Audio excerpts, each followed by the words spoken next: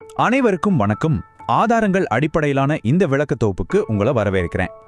இன்னைக்கு நாம ரொம்ப சுவாரஸ்யமான ஆனா நம்மள பலரும் மறந்து போன ஒரு விஷயத்தை பத்தி தான் பேச போறோம்.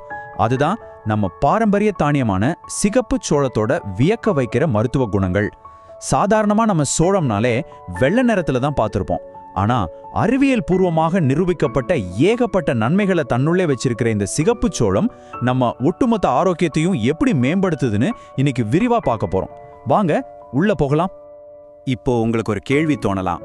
நம்ம பாரம்பரிய சோளம் ஏன் சில நேரங்கள்ல இப்படி ஒரு அடர்த்தியான சிகப்பு நிறத்துல இருக்குன்னு எப்பதாவது யோசிச்சு பார்த்திருக்கீங்களா? வெள்ளை சோளத்தை நாம அன்றாடம் பயன்படுத்துறோம். ஆனா இந்த அற்புதமான சிகப்பு நிறத்துக்கு பின்னாடி நம்ம உடம்பையும் உயிரையும் காக்கக்கூடிய மிகப்பெரிய ஒரு ரகசியம் ஒளிஞ்சிருக்கு. அது என்ன ரகசியம்னு தெரிஞ்சுக்க ஆர்வமா இருக்கா? சரி, இன்னைக்கு நாம என்னென்ன விஷயங்களை அலச போறோம்னு ஒரு சின்ன லிஸ்ட் இதோ. 1 நிறத்தோட ரகசியம், 2 நாள்பட்ட நோய் தடுப்பு, 3 ஆரோக்கியமும் இளமையும், 4 குளூட்டன் அற்ற தன்மை, 5 இருவகை சோளங்கள் மற்றும் 6 உணவு தயாரிக்கும் முறை. முதல்ல அந்த சிகப்பு நிறத்துக்கு பின்னாடி இருக்கிற ரகசியம் என்னன்னு பார்ப்போம். ஃப்ரீ ரேடிக்கல்ஸ் அப்படின்னா என்ன? அது ஒரு இரும்பு பொருள் மேல படியும் துருன்னு வச்சுக்கோங்களேன். நம்ம உடம்புலையும் இப்படி துரு மாதிரியான நச்சுக்கள் தினமும் சேர்ந்துகிட்டே தான் இருக்கு. இந்த சிகப்பு சோளத்துல இருக்கிற ஆந்தோசயனின் மற்றும் பாலிஃபீனால்கள் அப்படிங்கிற விஷயங்கள் தான் அந்த துருவை நீக்கிற ஒரு துரு நீக்கி மாதிரி, அதாவது ஒரு ரெஸ்ட் ரிமூவர் மாதிரி செயல்படுது. இது உடம்புல இருக்கிற நச்சுக்களை முழுமையை வெளியேற்றி செல்கள் சேதம் அடைவதை தடுத்து நம்ம நோய் எதிர்ப்பு சக்தியை ஒரு பெரிய கோட்டை மாதிரி பலப்படுத்துது. சுருக்கமா சொல்லணும்னா அந்த அடர்த்தியான சிகப்பு நிறமே இந்த ஆன்டி ஆக்சிடென்ட்கள் அதிகமா இருக்கு அப்படிங்கறதோட அடையாளம் தாங்க. அடுத்து நாள்பட்ட நோய்களை இது எப்படி தடுக்குதுன்னு பார்க்கலாம். இதுல ரொம்பவே சுவாரஸ்யமான விஷயம் என்னன்னா, இதுல இருக்கிற ஒவ்வொரு ஊட்டச்சத்தும் எப்படி ஒவ்வொரு குறிப்பிட்ட நோய்க்கு எதிராக வேலை செய்யுது அப்படிங்கிறது தான்.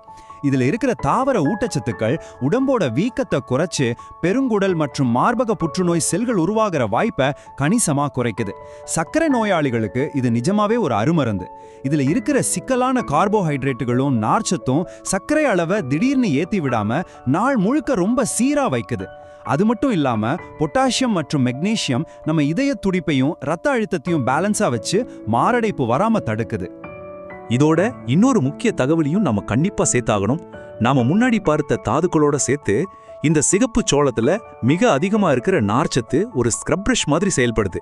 ஆமாங்க, நம்ம ரத்த நாளங்கள்ல படிஞ்சிருக்க கெட்ட கொழுப்பை தேய்ச்சி கரைச்சு வெளியேத்துது. ஆக மொத்தம் இது நம்ம இதயத்தை பாதுகாக்கிற ஒரு முழுமையான கேடயமா இருக்கு. மூன்றாவது விஷயம், நம்ம அன்றாட ஆரோக்கியமும் இளமையும் பத்தி பேசுவோம். உடல் எடையை குறைக்க போராடுறவங்களுக்கு உண்மையிலேயே இது ஒரு வரப்பிரசாதம் தாங்க. இந்த சிகப்பு சோளத்தை நீங்க சாப்பிடும்போது அதுல இருக்கிற அதிகப்படியான நார்ச்சத்து உங்களை ரொம்ப நேரத்துக்கு பசி இல்லாம வயிறு முழுமையா இருக்கிற மாதிரி உணர வைக்கும். எந்த செயற்கை மருந்துகளும் இல்லாம இயற்கையான முறையில தேவையற்ற உடல் எடையை குறைக்க இது ஒரு அட்டகாசமான வழி. இந்த அற்புதமான உண்மையை கொஞ்சம் கவனிங்க. செல்லுலார் அளவுல ஏற்படுற துருவை, அதாவது ஆக்சிடேட்டிவ் அழுத்தத்தை இது குறைக்குதுன்னு நாம ஏற்கனவே பார்த்தோம் இல்லையா? அது உங்க உள்ளுறுப்புகளை மட்டும் பாதுகாக்கலங்க, உங்க சர்மத்துல ஏற்படுற சுருக்கங்களை தடுத்து வயதான தோற்றத்தை மறைச்சு நீங்க ரொம்ப காலத்துக்கு இளமையா இருக்க நேரடியாகவே உதவுது. நல்ல ஆரோக்கியத்தோட சேர்த்து இளமையும் இலவசமா கிடைக்குதுன்னா யாருக்கு தான் வேண்டாம் சொல்லுங்க. 4வது, இதுல இருக்கிற இரும்புச்சத்து மற்றும் குளூட்டன் ஃப்ரீ தன்மையை பார்ப்போம். இங்க ஒரு முக்கியமான பாயிண்ட் என்னன்னா, வெள்ளை சோளம் மாதிரியே இதுவும் 100% குளூட்டன் ஃப்ரீ. அதனால குளூட்டன் அலர்ஜி இருக்கிறவங்க எந்த பயமும் இல்லாம இதை தாராளமா சாப்பிடலாம். அது மட்டும் இல்லாம இதுல இரும்பு சத்தும் தாமிரமும், அதாவது காப்பரும் ரொம்ப அதிகமா இருக்கு. இது ரெண்டும் ஒன்னா சேர்ந்து நம்ம உடம்புல ரத்த ஓட்டத்தை அதிகப்படுத்தி ரத்த சோகை அப்படிங்கிற அனீமியா வராம நம்மள முழுமையா பாதுகாக்குது. 5வது, சிகப்பு சோளத்துக்கும் வெள்ளை சோளத்துக்கும் உள்ள வித்தியாசத்தை பார்ப்போம். இதுல இருந்து நமக்கு என்ன தெளிவா புரியுதுன்னா, ரெண்டுமே ரொம்ப சிறந்த தானியங்கள் தான். உங்க உடல் சூட்டை குறைக்கவும் ஈஸியான செரிமானத்துக்கும் நீங்க வெள்ளைச்சோளத்தை பயன்படுத்தலாம். ஆனா உங்க உடம்ப முழுமையா சுத்தம் செஞ்சு நச்சுக்களை வெளியேற்றணும்னாலோ அல்லது கொடிய நோய்களுக்கு எதிராக ஒரு சக்தி வாய்ந்த கவசத்தை உருவாக்கணும்னாலோ நீங்க உடனே தேடி போக வேண்டியது அபார வீரியம் கொண்ட இந்த சிகப்பு சோளத்தை தான். சரி, கடைசி பகுதிக்கு வந்தாச்சு. இந்த நன்மைகளை எல்லாம் எப்படி நம்ம சாப்பாட்டு தட்டுக்கு கொண்டு வர்றது? இதை செய்யறது ரொம்ப ரொம்ப எளிதுங்க. முதல்ல சிகப்பு சோளத்தை நல்ல நைஸான மாவா அரைச்சு வச்சுக்கோங்க. சுவையான ஆரோக்கியமான கூழ் செய்யணும்னா ஒரு பாத்திரத்துல தண்ணிய கொதிக்க வச்சு இந்த மாவை கொஞ்சம் கொஞ்சமா தூவி கட்டி விடாம கிளறுங்க. நல்லா வெந்ததும் தேவைப்பட்டா கொஞ்சம் உப்பும் மோரும் சேர்த்தீங்கன்னா அருமையான சிகப்பு சோளக்கூழ் ரெடி. இது தவிர களி, அடை, தோசை, புட்டுன்னு உங்க இஷ்டத்துக்கு ஏத்த மாதிரி சமைச்சு சாப்பிடலாம். தொடர்ந்து இதை உணவுல சேர்த்துக்கிட்டே வந்தீங்கன்னா நீங்க எதிர்பார்க்காத பல நல்ல மாற்றங்களை உங்க உடம்புல கண்டிப்பா பார்க்கலாம். இறுதியா உங்ககிட்ட ஒரு கேள்வி.